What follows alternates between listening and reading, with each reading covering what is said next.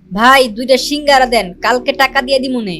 কি রে প্রেমিস, তুই আমাদের কলেজে পড়ালেখা কইরা তুই ফুটপাতে এসে 20 টাকা সিঙ্গারা খাইতেছস, তাও আবার বাকিতে? আহারে, তোর জন্য আমার অনেক কষ্ট হয়। আচ্ছা চল তুই আমার সাথে, আমি তোরে আজকে একটা 5 স্টার হোটেলে নিয়ে খাওয়ামু। প্রিমিস গরিব হওয়ার কারণে কলেজের ছেলেমেয়েরা প্রিমিসকে নিয়ে অনেক মজা করে, অপমান করে। আজকে কলেজের একটি বড়লোক মেয়ে বিলকিস প্রিমিসকে বাকিতে সিঙ্গারা কিনতে দেখে ফেলে, আর সেটা দেখে সে প্রিমিসের সাথে মজা নিতে থাকে আর অপমান করতে থাকে। প্রেমিস, মানলাম তুই গরিব ফকির, তো কি হইছে, আমার কাছে তো অনেক টাকা আছে, প্রতিদিন কুত্তারে খাওয়াই, আজকে তরে খাওয়ামু। আমি তোরে যেই রেস্টুরেন্টে নিয়ে যাইতাছি এইটা তুই জীবনে চোখেই দেখোস নাই।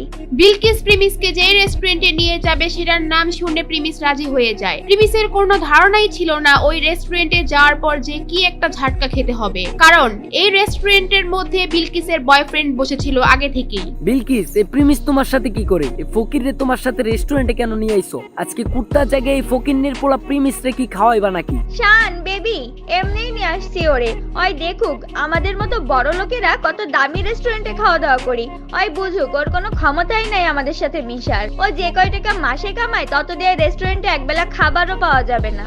আচ্ছা তুমি আমার এখানে এসে বসো, আমি ওয়েটারকে ডাক দেই। এ ওয়েটার, এদিকে আসো। এরপর ওয়েটার তাদের অর্ডার নেওয়ার জন্য আসে। আজকে আমরা প্রেমিসের জন্য স্পেশাল কিছু অর্ডার করব, জীবনে তো খাই নাই এগুলা। আরে প্রিমিস চৌধুরী সাহেব, আপনি এখানে?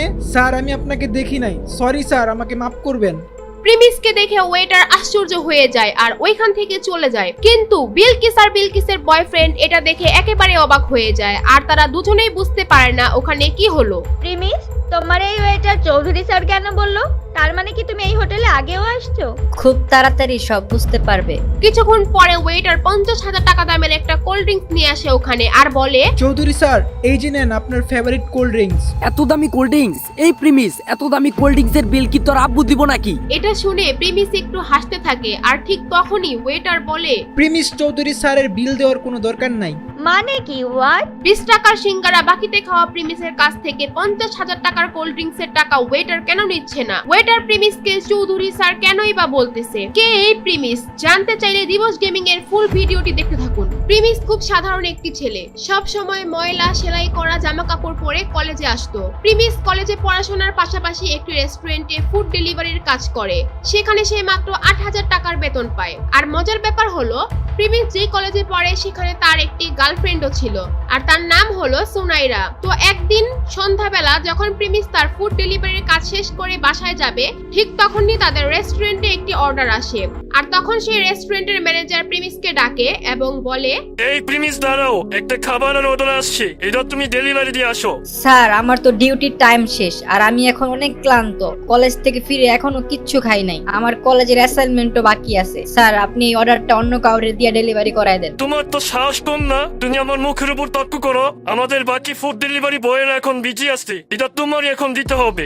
স্যার এখন আমার খুব দুর্বল লাগতাছে, না হলে আমি ডেলিভারিটা দিয়ে আসতাম, আর এই অবস্থায় সাইকেল চালা যেতে হয়তো আমি পারবো না। তোমাকে চাকরি দেওয়া আমার ভুল হয়েছে। কোনো কাজ দিলে তুমি এমন ফালতু অজুহাত দেখাও, চাকরি থেকে বাদ দিলে তখন দেখা যাবে চাকরি কোথায় পাও। তুমি চালো আমার বাইকটা নিয়ে খাবারটা পৌঁছে দিয়ে আসো। আচ্ছা ঠিক আছে, আমি যাচ্ছি। প্রিমিস এই ক্ষুধার্ত শরীর নিয়েও খাবার ডেলিভারি দিতে রাজি হয়। যদিও তার কাজের সময় শেষ হয়ে গিয়েছে, তারপরেও ম্যানেজারের কথায় তার চাকরি হারানোর ভয়ে সে যেতে বাধ্য হয়। তাই সেই কথা চিন্তা করে রেস্টুরেন্ট থেকে খাবার নিয়ে বের হয় ডেলিভারি দেওয়ার জন্য।